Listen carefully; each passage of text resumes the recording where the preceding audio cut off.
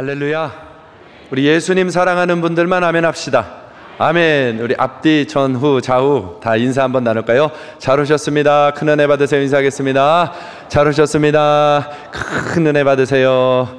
예, 한 번 더 인사하죠. 사랑합니다. 축복합니다. 인사하겠습니다. 사랑합니다. 축복합니다. 예, 주님의 큰 은혜와 사랑이 우리 모든 성도들과 함께하기를 바랍니다. 인터넷으로 예배하는 모든 이들과 또 곳곳에서 섬기는 섬김이들 위에도 함께하기를 바랍니다. 오늘을 주신 하나님께 영광의 박수 올려드리십시다. 주님 감사합니다.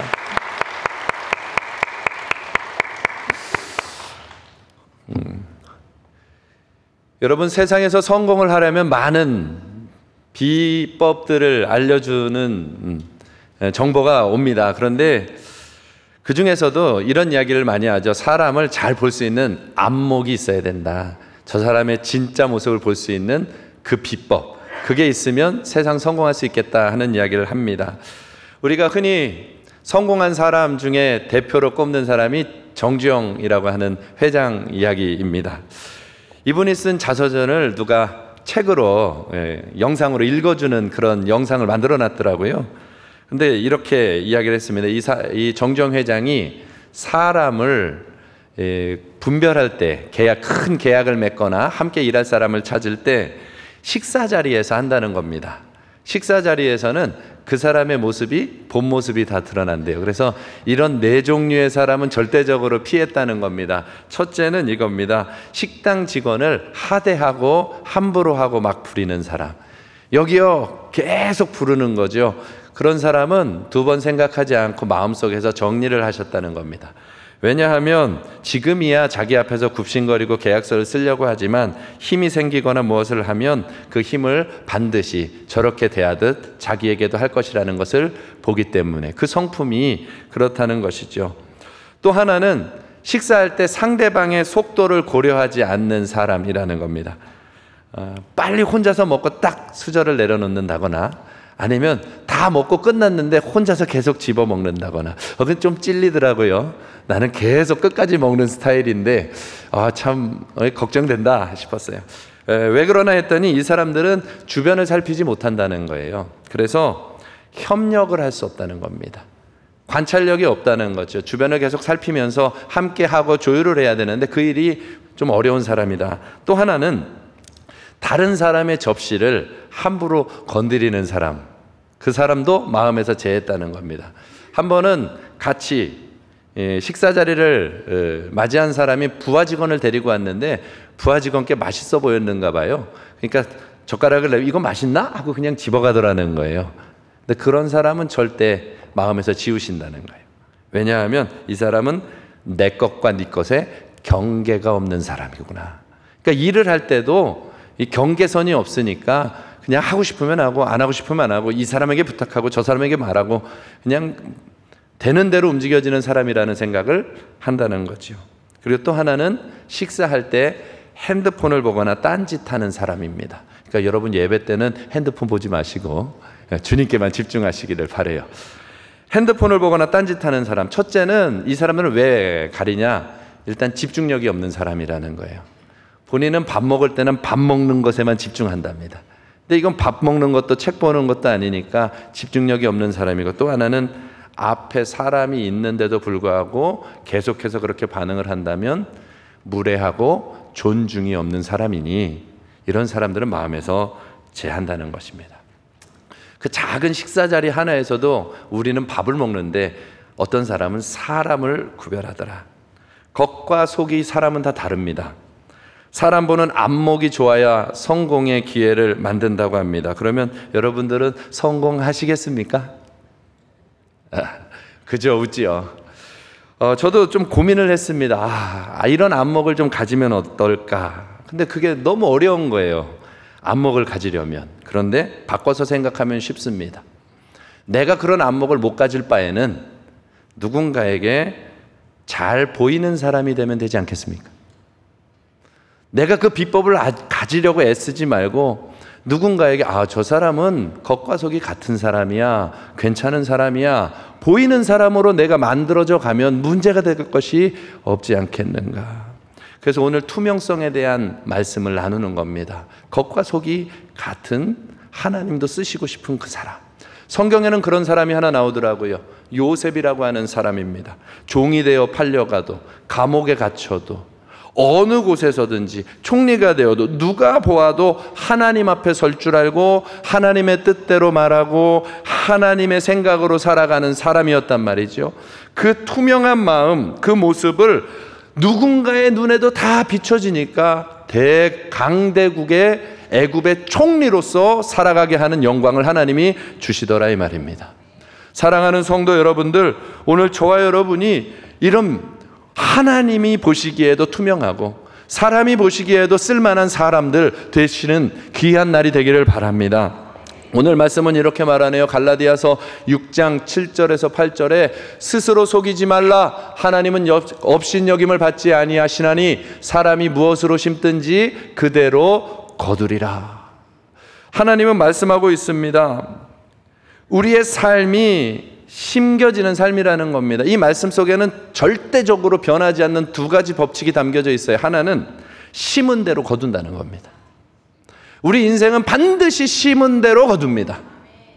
그런데 또 하나의 진리가 있는데 8절 말씀에 보면 자기의 육체를 위하여 심는 자는 육체로 썩어질 것을 거두고 성령을 위하여 심는 자는 성령으로 영생을 거둔다 이야기합니다. 이 말씀을 쉽게 얘기하면 사람은 다 자기 자신의 삶을 미래의 씨앗으로 심는다는 겁니다. 자기의 생각, 자기의 삶을 미래의 씨앗으로 심는 것입니다. 잠언 23장 7절에는 대저 그 마음의 생각이 어떠하면 그 위인도 그러하다 이야기했습니다. 겉모습은 진짜가 아닙니다. 속으로 생각하는 것이 그 사람의 실제입니다.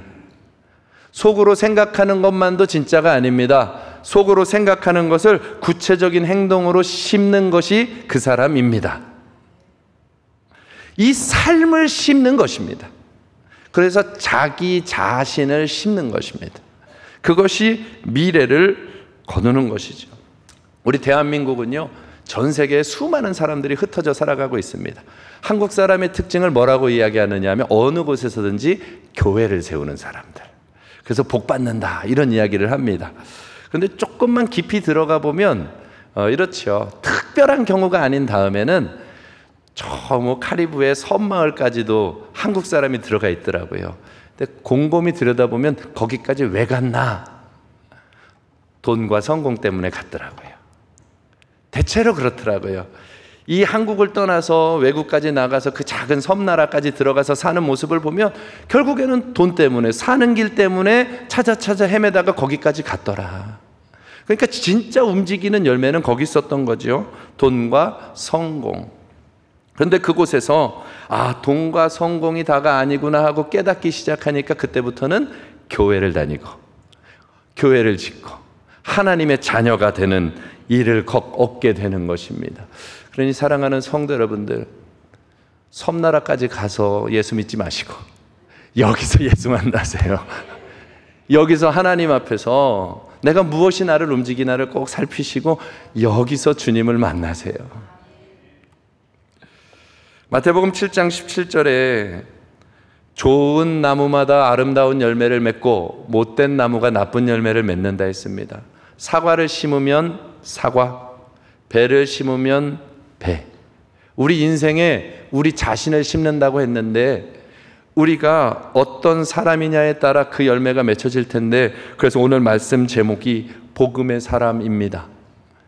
저와 여러분이 복음의 사람이면 복음을 심을 것이고, 그러면 복음의 열매가 맺혀질 것이고, 그 복음의 능력이 나타날 것이며 복음의 미래가 펼쳐지게 될 것이죠. 그러나 내가 욕심의 사람이라면 욕심이 심겨지고 욕심이 결과를 맺을 것입니다. 오늘 복음의 사람으로 일어나게 되는 날이 되기를 축복합니다. 오늘 우리가 읽은 이 성경은 갈라디아서는 중대한 문제에 대한 해답으로 바울이 갈라디아 교회에다가 편지를 써준 것입니다. 갈라디아 사람들은 이방인이었습니다. 그러나 그곳에 복음이 전해져서 하나님의 교회가 세워지고 하나님을 믿는 신앙 공동체가 형성이 됐죠. 그런데 문제가 하나 생깁니다. 이 유대인들 중에 예수를 믿지만 유대의 율법과 전통, 그 할례를 받지 아니하면, 아브라함에게 준 약속이 있기 때문에 할례를 받지 아니하면 그 사람은 진짜 구원받은 하나님의 백성이 아니다라고 하는 율법을 가르치려고 하는 율법 교사들이 갈라디아에 들어와서 이 사람들을 가르치기 시작하는 겁니다. 너희들의 믿는 믿음은 성경적이지 않아. 잘못됐어. 하나님의 율법에 하나님께 구원받은 백성은 할례를 받으라고 했어. 그러면서 그 모습들을 계속 가르치는데, 문제는 갈라디아 교회 교인들이 흔들리기 시작하고 분열이 되기 시작하고 다툼이 일어나고, 자기들에게 복음을 전해주었던 바울마저도 잘못됐다라고 이야기할 만큼 교회가 갈갈이 찢겨져 나가기 시작하는 것입니다. 그들에게 말씀을 전하는 것이 이 갈라디아 교회, 이 갈라디아서입니다. 그 가짜 선생 노릇을 하며 하나님 안에서 믿음으로 잘 세워져 가던 공동체가 이 율법 가짜 교사들이 들어와서 가르치니까 이들은 아무런 수고도 없이 자기들이 가지고 있는 지식만 가지고 왕 노릇하기 시작하는 겁니다. 가르치는 교사 노릇을 하기 시작하고 리더십을 발휘하기 시작하고, 우리가 특별해, 이 일을 해야 돼, 그러면서 자기들의 주장을 가지고 나머지 사람들, 기존에 있었던 모든 사람들이 잘못됐다고 평가하면서 왕 노릇을 하기 시작하는 겁니다. 그곳에 쓴 편지가 갈라디아서입니다. 오늘날 시대랑 너무 비슷한 것 같아요. 너는 아직 이거 모르잖아. 아직 세상에 대해서 이거 모르잖아. 그러니까 넌 잘못됐어. 우리를 따라와. 그리고 둘로, 셋으로, 넷으로 나눠지는 그런 시대의 모습이 사실은 갈라디아 교회. 그런데 그들에게 오늘 갈라디아서 6장 7절은 바울은 이렇게 말합니다. 스스로 속이지 말라. 자기 자신도 속고 살아간다는 겁니다. 스스로 속이지 말라. 앞서 말한 그 할례당들이 교회를 흔들 때마다 바울은 이렇게까지 표현합니다. 로마서 16장 17절 이하 18절에 보면 너희들에게 분쟁을 일으키는 거치는 사람들이 있는데 18절에 보면 그들은 그리스도를 섬기지 아니하고 뭐 섬긴다고요? 자기들의 배만 섬기느니라. 기가 막힌 걸 가르치고 합당한 걸 말하고 대단한 길을 인도하는 것 같은데 알고 보니까 자기의 배만 섬기는 사람이라고 사도 바울은 명확하게 찔러내는 것입니다. 오늘 우리 하나님의 말씀을 배우는 사람들이 하나님 앞에 투명한 사람들, 자기 배를 섬기는 사람들이 아니라 복음을 따라가는 사람들 되기를 축복합니다. 그래서 오늘 말씀을 준비한 것입니다. 복음을 심으십시다. 복음을 심는 사람, 복음의 사람, 예수의 사람은 첫째로 어떤 사람이냐 하면 자신을 겸손히 돌아본다는 것입니다. 한번 따라해 보시죠. 자신을 겸손히 돌아봅니다. 자신을 겸손히 돌아보는 사람이 복음의 사람, 예수의 사람입니다.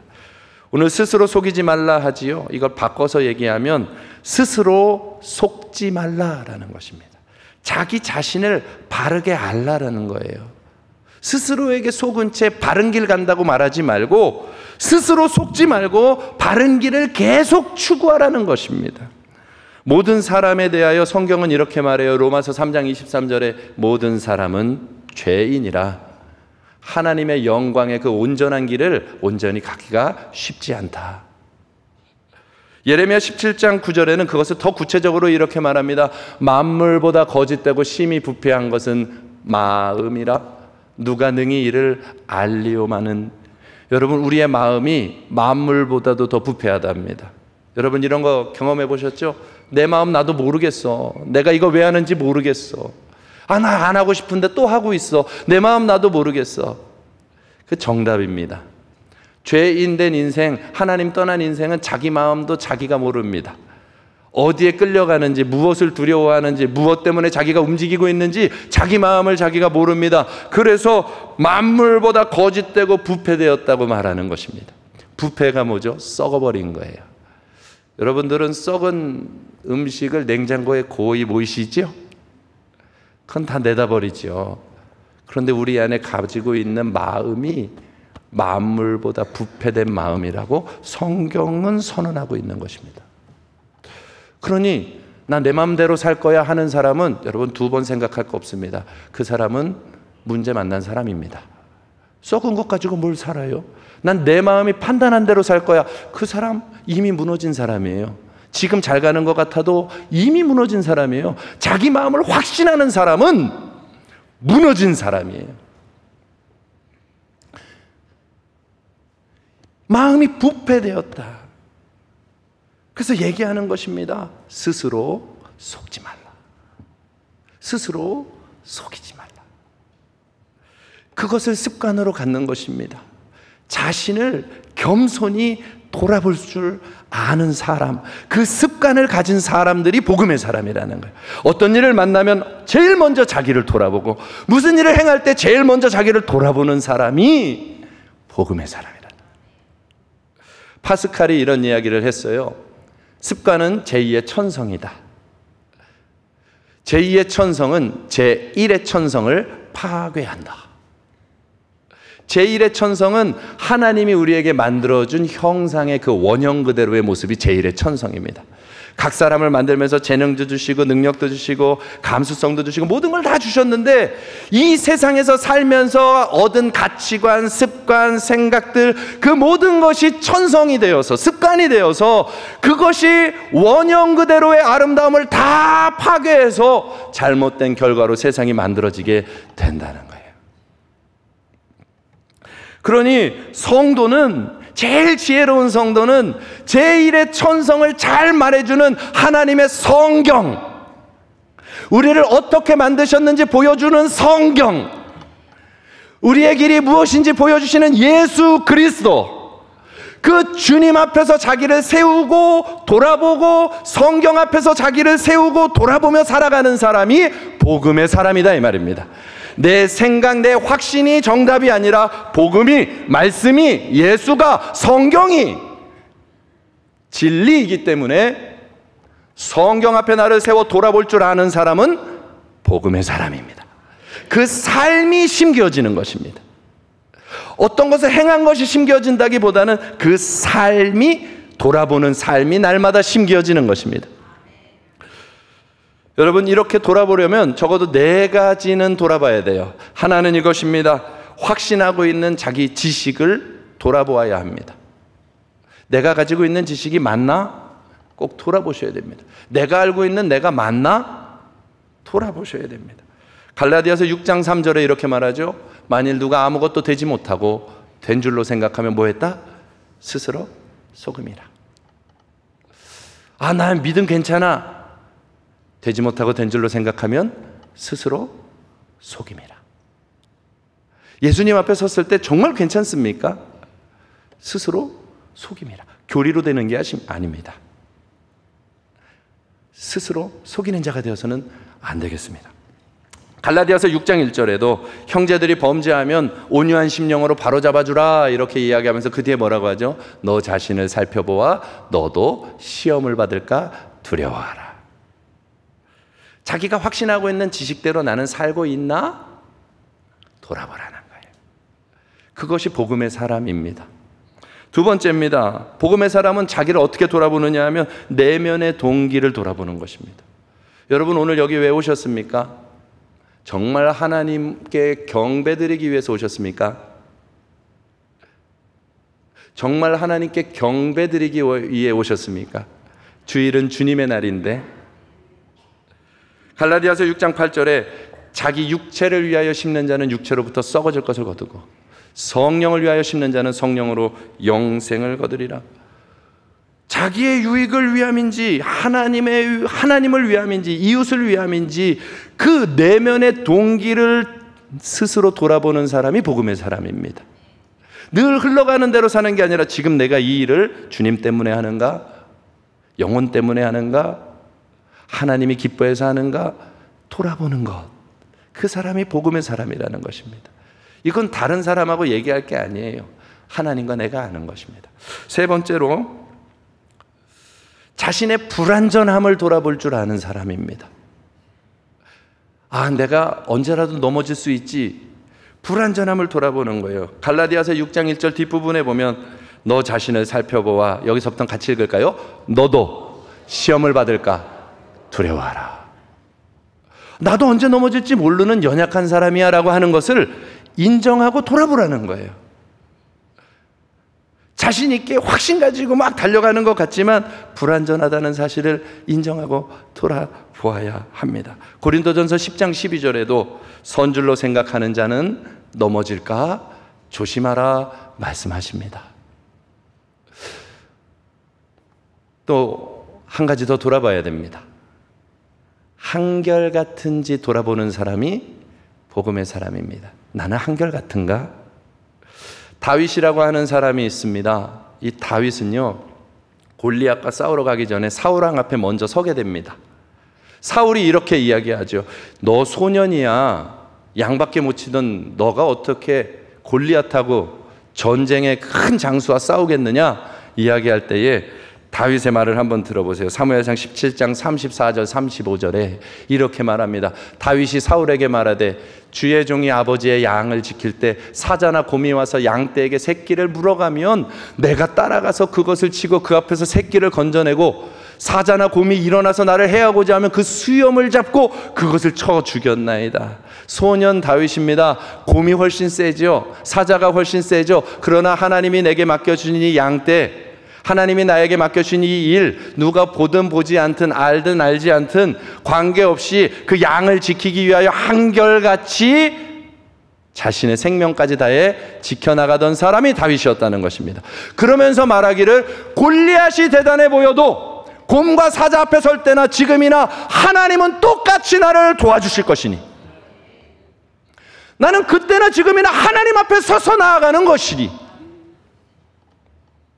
나는 싸우러 나아갈 것입니다. 한결같은지 돌아보셔야 됩니다. 누가 볼 때는 하고 보지 않을 때는 안 하고, 누가 있을 때는 너무 활짝 웃고 누가 안 볼 때는 근심과 두려움에 꽉 쌓여 있다면 여러분 한결같지 않은 것이죠. 갈라디아서 6장 5절 각각 자기의 짐을 질 것이라. 누가 보든 보지 않든 하나님이 내게 맡겨주신 나에게 감당하라고 명하신 그것들을 각각 자기의 짐을 지는 이 한결같음이 스스로를 속이지 않는 자기를 돌아보는 삶이라는 것이죠. 갈라디아서 6장 10절에도 이렇게 말합니다. 그러므로 우리는 기회 있는 대로 모든 이에게 착한 일을 하되 더욱 믿음의 가정들에게 할지니라. 이 표현을 한번 보세요. 기회가 있는 대로, 어느 때든지 어느 상황 속에서든지 하나님이 기뻐하는 일이라고 하는 기회로 느껴지면 그냥 시작하라는 거예요. 이 한결같은 삶이 복음의 사람이라는 거예요. 저와 여러분이 주님 앞에서 우리 자신을 들여다보는 것입니다. 아, 나는 바른 생각을 하고 있으니까 괜찮은 사람이야. 아니요, 그걸 한결같이 행하고 있느냐, 움직이고 있느냐.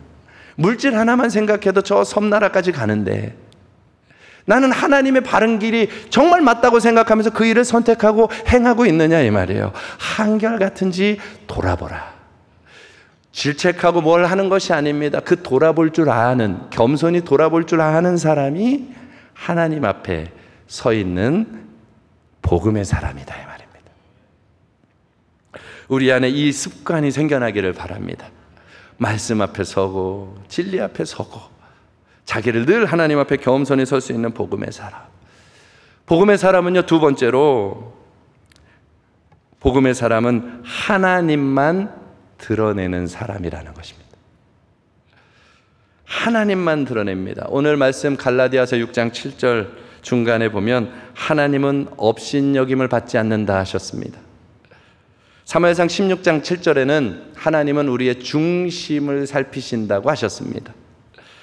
하나님은 우리의 속 사람을 아십니다.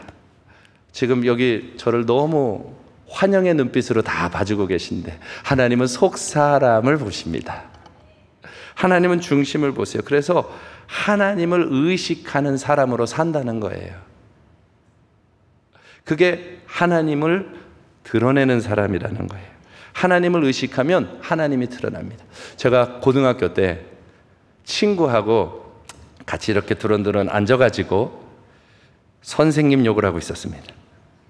열심히 선생님 욕을 하고 있는데 이 아이도 신이 난 거죠. 막 얘기를 하는데 저는 이쪽에 앉고 이 아이는 나를 마주보고 앉고 문은 저 뒤에 있는데 누가 들어왔을까요?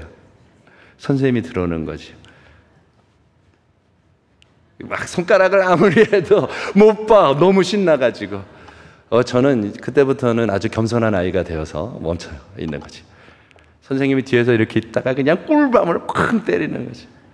여러분, 의식하는 거, 의식하면 살아요. 누구를 의식하느냐에 따라 그 사람이 드러나는 것입니다. 그런데 우리가 정말 누가 드러나냐는 거예요. 저와 여러분의 삶에 누가 드러나고 계십니까? 요한복음 5장 17절에 보면 예수님은 이렇게 말씀하세요. 내 아버지께서 일하시니 나도 일한다.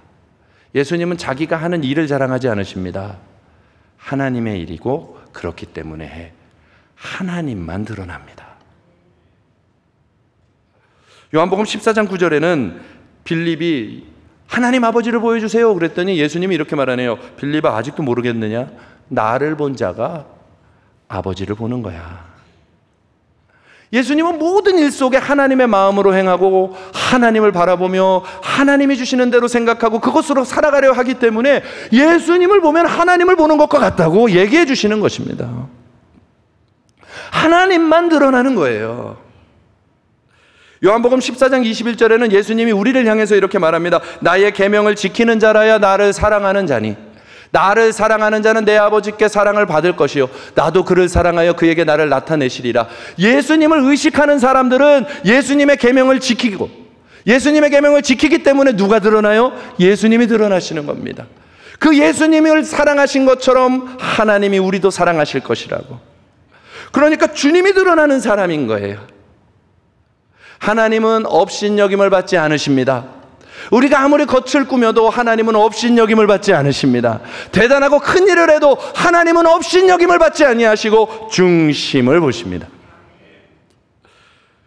그래서 오늘 갈라디아서 6장 6절에는 이렇게 말씀을 시작하죠. 가르침을 받는 자는 말씀을 가르치는 자와 모든 좋은 것을 함께하라. 말씀을 가르치는 자들은 예수를 가르쳤습니다. 예수님이 가신 길을 가르쳤습니다. 예수님이 어떻게 말씀하셨는지를 가르쳤습니다. 예수님은 십자가의 길을 어떻게 가셨는지를 보여주고 증인처럼 가르쳐 주었습니다. 그분처럼 예수를 만나고 예수를 믿는 사람은 예수의 걸음을 걷고 예수님과 같이 십자가의 길을, 그 좋은 길을 함께 가야 한다, 이 이야기를 하고 있는 거거든요. 그게 바로 성도요 복음의 사람, 예수가 드러나는 사람이다, 이 말입니다. 겉과 속, 마음과 행함이 예수님을 의식하기에 예수님만 드러나는 것입니다. 저와 여러분이 그렇게 되기를 축복합니다. 사실 이미 되고 있는데 우리가 너무 세상의 마음을 많이 빼앗긴 것 같아요. 바울은 고린도후서 2장 15절에 이렇게 말씀하시죠. 우리를 보러 그리스도의 향기라. 지나가기만 하면 예수님의 냄새가 나는 거예요. 지나가기만 하면 예수님의 냄새가 나는 거예요. 그걸 꿈꿉니다. 하나님, 우리 예수마을교회가, 우리 성도들이 지나가기만 하면 예수의 향기가 나게 해주세요. 미움이나 증오나 원망이나 다툼이나 세상을 향한 시기나 손가락질이 아니라 주님, 예수의 향기가 나게 해주세요. 고린도후서 3장 3절에는 이렇게까지 얘기하죠. 너희는 그리스도의 편지라.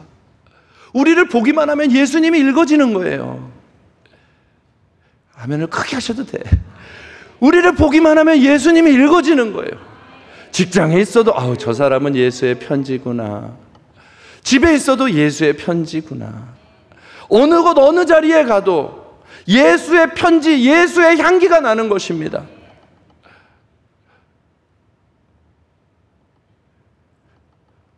정말 예수의 향기 편지가 되기를 축복합니다. 우리는 바른 길을 간다고 생각하지만 예수 향기가 안 나면 의미가 없는 것이, 예수가 안 읽혀지면 의미가 없어요. 욕설하는 예수가 어디 있습니까? 칼질하는 예수가 어디 있습니까? 미워하고 증오하는 예수가 어디 있습니까? 예수님은 우리를 향하여 칼질하지 않으셨습니다. 증오하지 않으셨습니다. 아무리 그럴듯한 명분을 세워도 예수 향기 안 나는 것은 이미 싸우는 방법이 잘못된 것입니다. 예수님이 우리에게 보여주신 것대로 믿음의 싸움을 싸워 나아갈 때 그곳에서 하나님은 30배, 60배, 100배 하나님의 속도로 부흥도 회복도 일으키시는 것입니다. 예수의 향기, 예수의 편지. 우리 예수마을교회는 그렇게 되기를 원합니다. 여러분, 이게 너무 중요해요. 겉과 속이 예수의 사람, 이렇게 투명하게 겉과 속이 예수를 보여주는 것이요, 우리의 삶의 가장 최고의 축복의 방법입니다. 투명해지지 않으면 하나님이 준비해 놓으신 좋은 것을 잃어버리게 돼요. 제가 요새 신방을 다니거든요. 목장 신방들을 하면 목마를까 봐 물을 이렇게 하나씩 꼭 갖다 놔주시는데 참 이 물을 볼 때마다 부담이 돼요. 저 알프스 가장 좋은 곳에서 나오는 물이라고 그걸 주는 거예요. 비싸요, 비싸. 이렇게 상표가 뜨면 안 되는데, 그렇죠? 비싸요, 저 물. 에비앙? 말도 안 해버렸네. 근데 저는 저거 주면 좀 불편해요. 이 500원짜리나 1000원짜리, 200원짜리 물은 물이지 뭘 저런 걸 먹어요. 앞으로는 신방하실 때 저런 거 주지 마세요. 괜찮으니까. 그런데 저 아무리 좋은 물, 저런 걸 대접받아도 저 옆에 컵이요, 지금 불투명하잖아요. 저게 잔치상에서 먹고 난 컵이야. 제육볶음 막 담았다가 먹어가지고 제육볶음 그 빨간 기름이 막 붙어 있어요. 그걸 에비앙 생수와 함께 이 컵을 주면 따라 먹겠습니까, 그거? 아무리 좋은 에비앙 물이어도 이 더러운 것에다가 못써 이걸 빼버리고 깨끗한 컵에다가 따라서 먹겠지요. 여러분, 디모데후서 2장 20절에서 21절 말씀해 보면 금그릇, 은그릇 다 있어도 깨끗한 그릇, 투명한 사람에게 담아주신다는 거예요. 예수가 얼마나 값진데요. 하나님이 주시는 선물들이 얼마나 거룩한 것인데요. 주의 영광이 얼마나 아름다운 것인데요. 더럽게 죄와 악으로 세상의 가치로 물들어 있는 거기다가 하나님이 가장 좋은 것을 담으면 하나님이 오해를 받으십니다. 그래서 담아줄 수가 없게 되는 것입니다. 구약 성경 내내 보십시오. 우상을 숭배하고 넘어지면 하나님이 하나같이 이렇게 말합니다. 너희가 나의 거룩한 이름을 더럽혔도다. 하나님이 더럽혀지지 않아요. 우리가 왜곡시켜버리는 것이지. 지금 세상은 교회를 막 비난하고 손가락질합니다. 왜요? 우리가 예수의 향기를 나타내지 아니하고 욕설과 비방과 원망과 증오와 악으로 채워가니 세상도 증오와 비난과 원망으로 교회를 향해 손가락질을 하는 것입니다. 주님의 이름을 말하면서 물질의 유혹 하나를 넘어서지 못하는 그 욕심으로 덮여져 있기 때문에 교회를 가면 오히려 더 악하다는 이야기를 세상이 막 말한단 말이죠. 하나님이 거룩하지 않아서가 아니라 우리가 투명하지 않기 때문에 하나님은 그럴 때는 반드시 투명한 그릇으로 옮겨서 가장 좋은 것을 담기 시작한다 이 말이에요. 투명한 것, 복음과 속과 겉이 같은 사람이 복된 사람이 되는 것입니다. 하나님은 그 사람에게 모든 것을 맡겨주시는 거예요. 드와이트 존슨이라고 하는 분이 하나님 앞에서 투명한 사람이라는 책을 쓰셨는데 사업, 정치, 교육, 의학 모든 영역에서 뛰어난 역량을 발휘한 사람들의 이야기를 써놓은 책입니다. 그런데 한 가지 공통점이 있다는 거예요. 이 사람들이 크게 쓰임받기 전에 하나님은 반드시 예외 없이 그 사람들 속에 있는 투명하지 못하던 것들을 빼내는 작업을 먼저 하셨다는 거예요. 고난을 통해서든 어려움을 통해서든 그 더러운 것을 빼내는 작업을 먼저 한 후에 하나님 앞에 납작 엎드려서 겉과 속이 하나님만 의지하기 시작하면 그때부터 새 일을 시작하시더라 이 말이에요. 우리 예수마을교회가 이렇게 주님 앞에서 겉과 속이 같은 사람들이 되어야 하겠습니다. 여러분, 가장 좋은 것을 잃어버리는 사람들이 되면 안 됩니다. 성경에 마태복음 23장 27절에 보면 바리새인들을 향하여 예수님이 말합니다. 회칠한 무덤과 같구나. 바리새인들은요, 하나님의 말씀을 맡고 가르치는 가장 영광스러운 직분을 받았던 사람들입니다.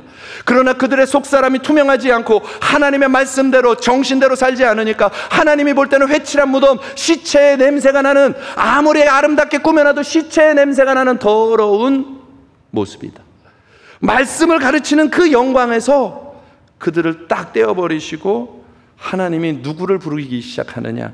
갈릴리 바닷가에서 물고기 잡던 어부들, 생선 비린내 나던 어부들을 데려다가 말씀을 가르치는 자로 만드시는 거예요. 세리와 창기와 죄인들, 연약한 자, 가난한 사람들을 데려다가 예수의 십자가 앞에 서게 하시고 복음 앞에 서게 하시고 말씀 앞에 자기를 돌아보는 사람으로 만들어 놓은 후에 그들을 통하여 하나님의 진리의 말씀을 온 세상과 열방까지 모든 족속으로 제자를 삼으라 하며 말씀을 가르치는 자로 바꿔주셨다 이 말이에요. 바리새인처럼 똑똑하게 성경을 다 아는 사람이 가르치는 것이 아니라 십자가 앞에 자기를 엎드려 돌아볼 줄 알며 말씀으로 자기를 들여다보는 사람들에게, 겉과 속이 예수님만 사랑하기를 원하는 그 사람들에게 온 세계의 복음의 진리를 가르치는 자들로 그 특권을 바꿔주시는 거예요. 오늘이 기점입니다. 우리 예수마을교회가 온 세계에 복음의 가르침을 붙들고 전하는 교회로 결단하는 날이 오늘이 되기를 원합니다. 진짜 싸움을 싸우십시오. 하나님 앞에서 투명하기를 싸우십시오. 사울왕은 어떻습니까? 하나님께 기름 부음을 받았어요. 이스라엘의 왕이 될 것이다. 성령의 충만한 능력도 받았었습니다. 너무나도 놀랍죠. 그러나 이 사람이 사람을 의식하고 하나님을 의식하지 아니하고 불투명해졌을 때 이 사람의 삶의 모든 심는 것을 보십시오. 사무엘상 15장 30절, 제사보다 순종이 낫다 말하는 사무엘의 경고를 들었을 때 사무엘이 떠나가려고 하니 그에게 부탁하는 장면입니다. 사울이 이르되 내가 범죄하였을지라도 이제 청하옵나니 내 백성의 장로들과 사람들 앞에서, 이스라엘 앞에서 나를 높이사 나와 함께 돌아가서 당신의 하나님께 경배하게 하소서. 하나님 의식하지 않습니다. 하나님이 죄라고 아무리 얘기해도 돌아서지 않습니다. 다만 하나, 이 사람들이 나를 왕같이 볼 수 있게, 여전히 하나님이 나와 함께하는 사람처럼 보여지도록 그래도 축복해 주세요. 그 모습 세레모니라도 해주세요. 세레모니라도 해주세요. 사람만 의식하지 하나님을 의식하지 않는다 이 말이에요. 불투명해졌다는 것입니다. 제가 목사가 그럴듯한 모습으로만 서고 불투명한 자가 되면 조금도 다르지 않죠. 장로나 디렉터나 우리 모든 사람들이 겉과 속이 저렇다면, 사람 눈앞에서는 괜찮은데 이 속이 합당치 않으면, 가장 좋았던 그것을 사무엘상 15장 28절에 보면 왕에게서 떼어 왕보다 나은 왕의 이웃에게 주었나이다. 다 잃어버릴까 봐 겁먹지 마세요. 우리가 더 나은 왕의 이웃이 되면 되잖아요. 오늘 그것 때문에 이 말씀 전하는 것입니다. 우리가 하나님이 보시는 투명하고 깨끗한 사람으로 준비되면 이 세상이 그릇되어서 잘못 담겨진 것들을 하나님이 옮겨다가 너와 함께 시작할 것이다. 너와 함께 일을 할 것이다. 하나님은 그것을 왕보다 더 나은 이웃에게 주시겠다고. 하나님의 꿈은 여기 있는 것입니다. 오늘 이 마음을 품는 것이죠. 여러분, 사울왕은 최고의 것을 가졌어요. 왕이 될 것도 받았고요, 약속도 받았고요, 심지어는요 하나님의 영에 감동된 최고 충신 다윗도 받았어요. 어떤 적군이 와도 생명 걸고 나가 충성되이 싸울 수 있는 다윗도 받았어요. 그런데 시기하는 그 불투명한 마음 때문에 그 충성된 자를 잃어버리고, 사람도 잃어버리고, 환경도 잃어버리고, 왕의 자리도 잃어버리고, 모든 걸 잃어버리는 것입니다. 그러나 투명했던 다윗은 반대로 모든 것을 얻게 되는 거예요. 투명한 사람에게는 가장 좋은 것을 주십니다. 그게 마지막 세 번째예요. 주님은 가장 좋은 것, 반드시 심은 대로 거두게 하십니다. 우리 자신을 심는 것입니다. 복음을 심으면 영생을 거두게 하십니다. 성령을 위하여 심으면 영생을 거두게 하십니다. 하나님의 가장 좋은 것들을 반드시 주십니다. 또 갈라디아서 6장 9절 말씀처럼 때가 되면 반드시 약속한 것을 주십니다. 시편 34편 9절에서 10절 말씀에도 그를 경외하는 자에게는 부족함이 없도다. 젊은 사자는 궁핍하여 줄일지라도 여호와를 찾는 자는 좋은 것에 부족함이 없으리라. 하나님은 우리에게 약속하신 것입니다. 오늘 다른 많은 이야기들을 다 뒤로 정리하고 저와 여러분에게 권면합니다. 하나님 의식하십시오. 사람 눈보다 하나님 의식하며 투명한 사람들이 되어 가십시오. 복음의 사람 다윗이 저와 여러분에게 축복의 약속이 되어 줄 것입니다. 다윗은 사울 왕에게 보복할 기회를 2번이나 얻게 됩니다. 그런데 그중 2번째에는 놀라운 고백을 하지요. 사무엘상 26장 11절에 자기를 죽이려 하던 자에게 원수를 갚을 기회가 왔을 때 자기 신하들에게 말하죠. 여호와의 기름 부음 받은 자를 치는 것은 여호와께서 금하시는 일이다. 너는 그의 머리 곁에 있는 창과 물병만 가지고 오고 절대 해하지 말라. 생명을 살려주는 것입니다. 그리고 나서 물병과 창을 가지고 와서 산꼭대기에 서서 사울 왕이 듣도록 외치기 시작합니다. 저는 이 장면이 너무 감동이 되는 것입니다. 사무엘상 26장 19절.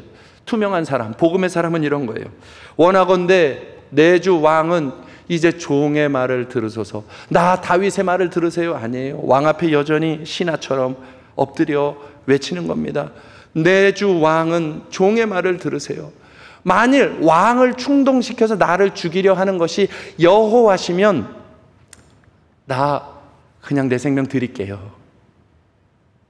사울 왕이시여, 당신이 나를 죽이려 하는 것이 하나님으로부터 되어지는 일이라고 나에게 말씀하신다면 나는 그냥 죽겠습니다. 그게 다윗의 마음이에요. 하나님의 말씀이시라면 저에게 얘기를 해주세요. 내가 그냥 죽겠습니다. 제물이 될게요. 사울도 양심에 찔려서 저것까지 못하는 거예요. 그 다음에 만일 사람들이면 당신 옆에 있는 그들이 여호와 앞에서 저주를 받을 것입니다. 그들이 이르기를 너는 가서 다른 신들을 섬기라 하고 오늘 나를 내어 쫓아 여호와의 기업에 참여하지 못하게 함이니이다. 지금 사울왕 옆에서 이간질하며 끊임없이 흔들어대는 우상을 숭배하던 그 신하들, 악한 신하들의 이야기 때문이라면 왕이시여, 그 죄에서 빠져나오세요.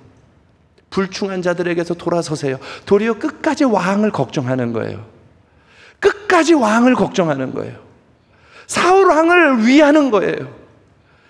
쟤는 내가 다시는 안 봐, 이게 아니라 그를 위하는 거예요. 어떻게든 살아나기를 원하는 거예요. 사울 왕이시여, 제발 돌아서세요. 하나님이 당신을 온전히 만들기를 원하십니다. 이 다윗의 마음, 진실함과 투명함, 이 복음의 마음이 보이십니까? 이게 예수의 사람들입니다. 이게 주님을 의식하는 사람들입니다. 미움과 증오를 여기 꽉 채워둔 채로 손가락질하는 사람들이 아니라 어떻게든 돌아서기만 하십시오. 절박하게 울며 회개할 줄 아는 사람들이 복음의 사람이다, 이 말입니다. 손해보는 것 같지요. 그러나 하나님은 이런 다윗의 중심을 보시는 하나님, 중심을 보시는 하나님은 최고의 증거를 남겨주시는 거예요. 사무엘하 7장 8절 이하 16절에 그 말씀들이 너무 잘 나오죠. 다윗을 이스라엘의 왕으로 만들어주시는 겁니다. 8절 보면, 사무엘하 7장 8절에 보면 너 목자, 양치던 목자, 이스라엘에서 제일 천대받던 직업에서 너 내가 주권자로 삼아주겠다. 9절, 너가 어느 곳으로 가든지 너와 함께 할 것이며 너의 이름을 원수들 앞에서 존귀한 자가 되게 만들어주리라. 저는 이 약속 믿습니다. 하나님이 이렇게 다윗을 세우셨습니다. 다윗을 이렇게 세우셨습니다. 우리 예수마을교회를, 성도들을 이렇게 세워주실 것입니다. 그뿐입니까? 역대상 11장에 보면 목숨까지 바치는 충성된 신하들을 주었습니다. 왜요? 우리 임금 다윗은 하나님 뜻이 아니면 원수에게 보복하지 않는 분이시구나. 그러면 신하들이 당연히 무슨 마음을 갖겠어요? 우리 왕은 나를 버리지 않겠구나. 내가 하나님 뜻대로 왕의 말을 따라 살아가면 우리 왕은 나를 배신하지 않아. 충성된 사람들을 얻기 시작하는 겁니다. 뭐가요? 투명한 삶이. 저와 여러분에게 묻습니다. 정말 하나님을 위하십니까? 정말 교회를 위하십니까? 정말 성도를 위하십니까? 정말 나의 유익을 먼저 생각하지 않으십니까? 우리 중심이 주님 앞에 투명하다면 하나님은 반드시 출애굽기 20장의 그 10계명의 약속처럼 천대에 이르도록 복을 주십니다. 다윗은 그 약속을 받는 거예요. 사무엘하 7장 11절부터 16절입니다. 이제부터는 여러분 지금 눈을 크게 뜨셔야 돼. 믿어지는 건 아멘 하시기 바랍니다. 다윗에게 축복하십니다. 전에 내가 사세에게 명령하여 내 백성 이스라엘을 다스리던 때와 같이 아니하고 너를 모든 원수에게서 벗어나 편히 쉬게 하리라. 여호와께서 또 내게 이르기를 여호와가 너를 위하여 집을 짓고 저와 여러분을 위하여 집을 지어주시겠답니다. 내 수완이 차서 내 조상들과 함께 누울 때까지 내가 내 몸에서 날 내 씨를 내 뒤에 세워 그의 나라를 견고하게 하리라. 나를 넘어서 나의 후대까지 하나님이 세워주시겠다고 약속하셨습니다. 그 다음입니다. 너의 후대들은 내 이름을 위하여 집을 건축할 것이요 나는 그의 나라 왕위를 영원히 견고하게 하리라. 그 다음은 더 좋아요. 나는 그에게 아버지가 되고 그는 내게 아들이 되리니 그가 만일 죄를 범하면 내가 사람의 매와 인생의 채찍으로 징계를 할지라도 15절에 내가 내 앞에서 물러나게 한 사울에게서 은총을 빼앗은 것처럼 그에게 뺏지 아니하리라. 내 집과 나라가 내 앞에서 영원히 보존되고 견고하리라. 예수 믿는 거는요 손해보는 것이 아닙니다. 복음으로 투명하게 사는 것은 손해보는 것이 아닙니다. 주님이 우리를 책임지기로 약속하시는 것입니다. 너 정말 복음대로 살려고 애쓰다가 고난당한다면 너와 내 후손은 내가 책임져 줄게. 견고하게 세워줄게. 내가 붙들어 줄게. 사울왕처럼 버려지는 일 없을 거야. 혼을 내서라도 은총을 베풀어 줄 거야. 반드시 돌아서게 할 거야. 여러분, 이 복이 저와 여러분을 향해 쏟아 부어주신 하나님의 약속이라는 것입니다. 사랑하는 성도 여러분들, 투명한 성도들이 되십시오. 주님이 우리와 함께하고 계십니다. 여호와를 기억하십시오. 악보가 없어요.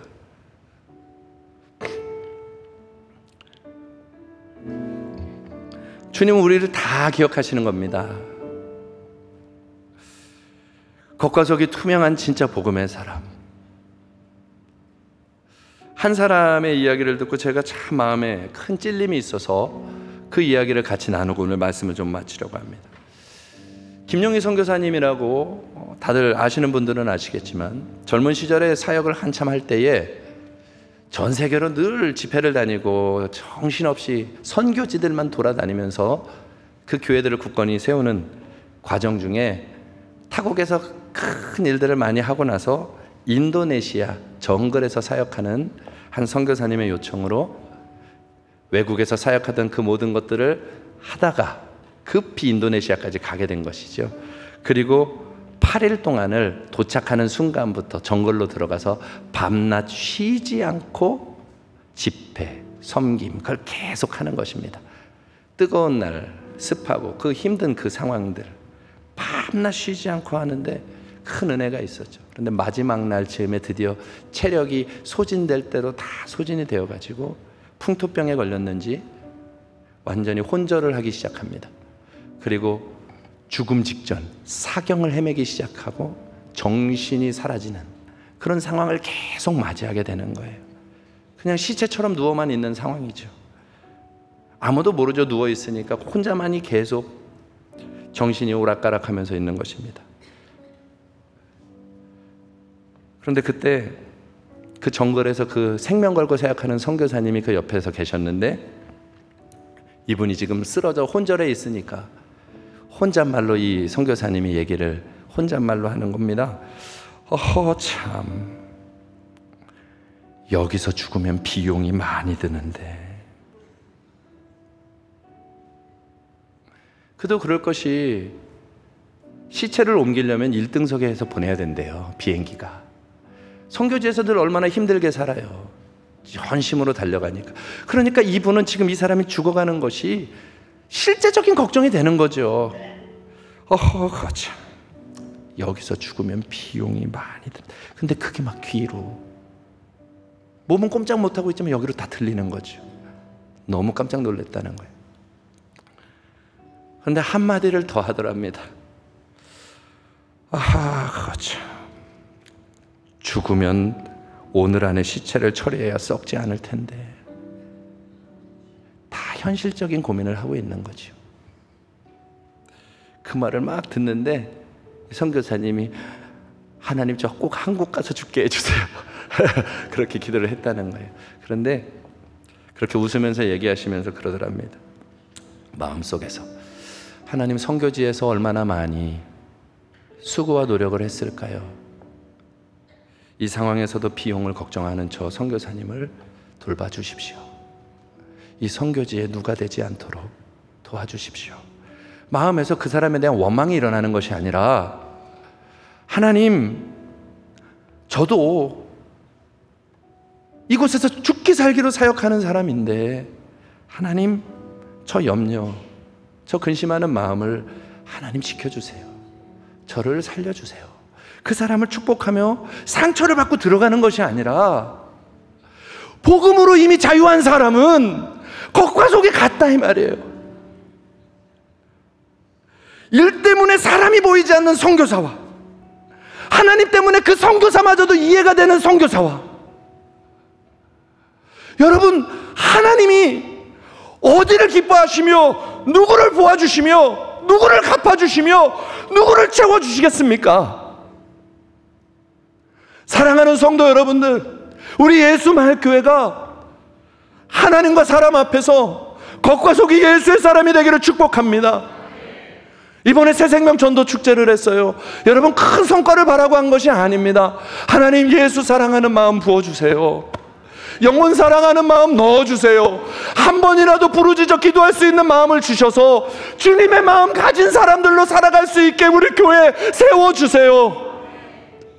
무관심했으면 지나갈 수 있겠지만 주님의 마음이 한 번이라도 닿으면 분명히 뿌리 내려서 열매를 맺을 것이니까 그 한 번, 그 하나의 이유 때문에 가는 것입니다. 여러분, 사랑하는 성도 여러분들, 복음의 사람입니다. 하나님은 우리의 마음이 심겨지면 거기서 거두시는 거예요. 가장 거두고 싶은 게 뭔지 아십니까? 바로 저와 여러분의 영혼입니다. 저기 갔더니, 예수마을교회 갔더니 내가 사랑하는 예수 생명 같은 내 아들이 저기 있더라, 내 딸이 저기 있더라, 빨리 에녹처럼 천국으로 데리고 오고 싶은 가장 소중한 사람들이 예수마을교회에 있더라. 주님의 꿈이 거기 있다 이 말이에요. 정글에서 수없이 많은 일을 해도, 이 세상을 다 바꿔놓는다 할지라도 예수 냄새 한번 안 나는 사람이라면 하나님은 마음 아프십니다. 그러나 그 모든 일을 행할 때 아무리 어려운 일을 당한다 할지라도 예수 냄새가 나는 사람이라면 다윗처럼 하나님은 반드시 하나님의 속도로, 하나님의 능력으로, 하나님의 권세로, 하나님의 기적으로, 하나님의 권능으로 우리의 삶을 만들어 주십니다. 투명한 사람, 복음의 사람, 예수의 사람 되기를 주님의 이름으로 축복합니다. 우리 함께 찬양하면서 결단과 함께 우리 준비한 예물 드리도록 하겠습니다.